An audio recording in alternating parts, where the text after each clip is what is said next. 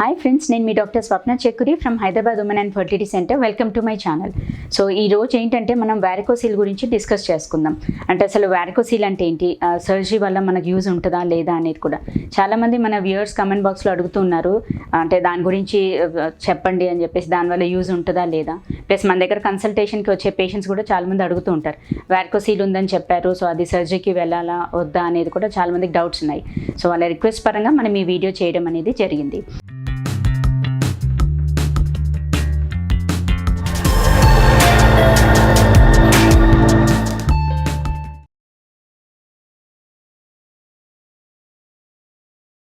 So basically varicocele అంటే మనకు బేసికల్ జెంట్స్లో ఏంటంటే టెస్టిస్కి బ్లడ్ సప్లై అనేది ఉంటుంది. సో ఆ బ్లడ్ సప్లై అంటే మనకు బ్రెయిన్ నుంచి ఉత్పత్తి అయ్యే హార్మోన్స్ నార్మల్గా ఉన్నప్పుడు, బ్లడ్ సప్లై నార్మల్గా ఉన్నప్పుడు నార్మల్ టెస్టిస్ ఉంటుంది. సో బేసికలీ ఏంటంటే మనకు ఆ బ్లడ్ వెజల్స్ అనేది ఓవర్ఫ్లో, అంటే బ్లడ్ సప్లై ఎక్కువగా ఉండి ఓవర్ఫ్లో అయినప్పుడు, లేదు కొంచెం హార్మోనల్ ఇంబ్యాలెన్స్ అయినప్పుడు ఈ వారికోసిల్స్ వచ్చే ఛాన్సెస్ ఉంటుంది.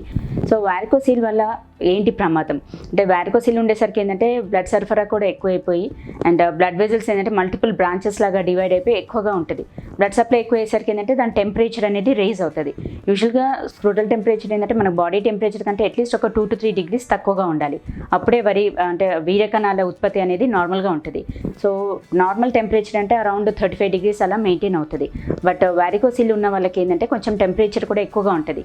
సో టెంపరేచర్ ఎక్కువ ఉండేసరికి ఏమవుతుందంటే మనకు వీర్యకణాల ఉత్పత్తి పైన ఎఫెక్ట్ పడే ఛాన్సెస్ ఉంటుంది. సో వారికోసిల్లో చాలా గ్రేడ్స్ ఉంటాయి, like grade 1, grade 2, grade 3, grade 4. Grade 1 and 2 మనకు సర్జరీ అసలు అవసరమే ఉండదు. ఎందుకోసం అంటే just with medical line of management మనం వీర్యకణాలు అనేది ఇంప్రూవ్ చేసుకోవచ్చు. గ్రేడ్ 3 కానీ గ్రేడ్ 4 కానీ అది కూడా చూడాలి, మనకంటే యూనిలాటరల్ ఒక పక్కే ఉందా లేకపోతే 2 పక్కలు ఉన్నాయా.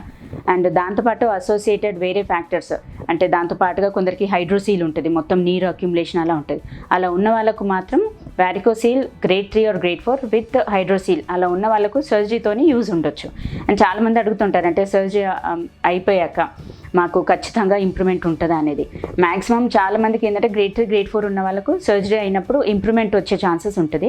బట్ అది కూడా ఇమీడియట్గా మనం ఎక్స్పెక్ట్ చేయలేం. యూజువల్గా అరౌండ్ 3 to 6 months టైం పడుతుంది వీర్యకణాలు ఇంప్రూవ్మెంట్ అవ్వడానికి. సో అది మాత్రం మనం వెయిట్ చేయాల్సిందే. సెకండ్ థింగ్ ఏంటంటే మనకు వారికోసిల్ సర్జరీ అయ్యాక రికవరీ టైం కూడా అడుగుతూ ఉంటారు. సో యూజువల్గా అరౌండ్ 6 weeksలో కంప్లీట్ రికవరీ అయిపోతుంది. అంటే లైక్ ఫర్ పార్టిసిపేటింగ్, అంటే ఇంటర్ కోర్స్ టైంలో ఎంత గ్యాప్ తీసుకోవాలి అనేది కూడా అడుగుతూ ఉంటారు. సో ఆఫ్టర్ సర్జరీ యూజువల్గా అరౌండ్ 6 to 8 weeks గ్యాప్ ఉన్న తర్వాత దే క్యాన్ పార్టిసిపేట్, అంటే కలిసి ఉండొచ్చు. బట్ వీర్యకణాల ఉత్పత్తికి మాత్రం at least minimum 3 months, maximum 6 months time పడుతుంది. సో మనకు ఈవెన్ ఆఫ్టర్ సర్జరీ తర్వాత కూడా వీర్యకణాలు ఇంప్రూవ్ అవ్వని పక్షంలో అప్పుడు IVF ఆర్ ICSI అడ్వైజ్ ఇస్తామన్నట్టు. అదే కౌంట్ ఇంప్రూవ్ అయితే ఏంటంటే మనం చిన్న పద్ధతులు లైక్ ప్లెయిన్ ఓవులేషన్ ఇంజెక్షన్ కానీ లేదు IUI కానీ మనం ప్లాన్ చేసుకోవచ్చు. అండ్ ఇంకోటి ఏంటంటే వారికోసిల్ సర్జరీ తర్వాత కూడా వీర్యకణాలు ఇంప్రూవ్మెంట్ అంటే కౌంట్ అనే కాదు, మనకు మోస్ట్ ఇంపార్టెంట్ మార్ఫాలజీ కూడా ఇంపార్టెంట్. మార్ఫాలజీ అంటే వీర్యకణాలు ఉండాల్సిన షేప్లో ఉంటేనే మనకు ఎగ్తో వెళ్ళి కలిసే ఛాన్సెస్ ఎక్కువగా ఉంటుంది.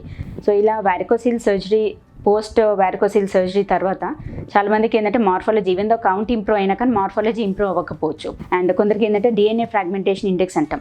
అంటే DNA అనేది ఒక జెనెటిక్ మెటీరియల్, అది ప్రతి వీర్యకణంలో ఉంటుంది. సో ఆ DNA మెటీరియల్ ఏదైతే నార్మల్గా ఉంటే అలాంటి వీర్యకణం వెళ్ళి ఎగ్గుతో కలిసినప్పుడు ఆ ప్రెగ్నెన్సీ కూడా హెల్దీగా ఉంటుంది. చాలామందికి ఈ వారికోసిల్ ఉన్న వాళ్ళకి ఏమవుతుందంటే మనకు DNA ఫ్రాగ్మెంటేషన్ ఇండెక్స్ అనేది ఎక్కువగా అవుతుంది. అంటే అది పెరిగినప్పుడు డెఫినెట్గా DNA డ్యామేజ్ ఉంటుంది. ఈవెన్ దో కౌంట్ బాగున్నా మనకు మార్ఫాలజీలో ప్లస్ ఈ DNA ఫ్రాగ్మెంటేషన్ ఇండెక్స్లో తెలిసిపోతుంది ఆ కణాలు అనేది, అంటే మనకు అది యూజ్ అవుతాయా లేవా అనేది.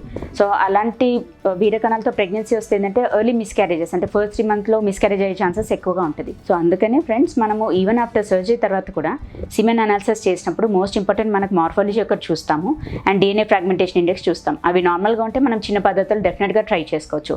లేదు అది అబ్నార్మల్గా ఉన్నప్పుడు మాత్రం మనం కంపల్సరీ ICSI ఆప్షన్ ఇస్తాం. సో దాంతో ఏంటంటే మనకు సక్సెస్ రేట్, అంటే chances of success will be better అంటే compared to ovulation injection or IUI.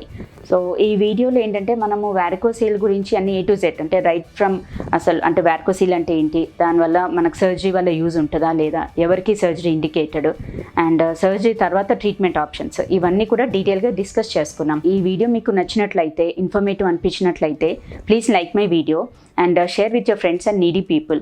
And వారికోసిల్కి సంబంధించిన ఏమైనా క్వైరీస్ కానీ ఏదైనా డౌట్స్ కానీ లేదు సర్జరీకి వెళ్ళాలనుకున్న వాళ్ళు కానీ స్క్రోల్ అయ్యే మొబైల్ నెంబర్ పైన కాంటాక్ట్ అవ్వచ్చు. Thank you.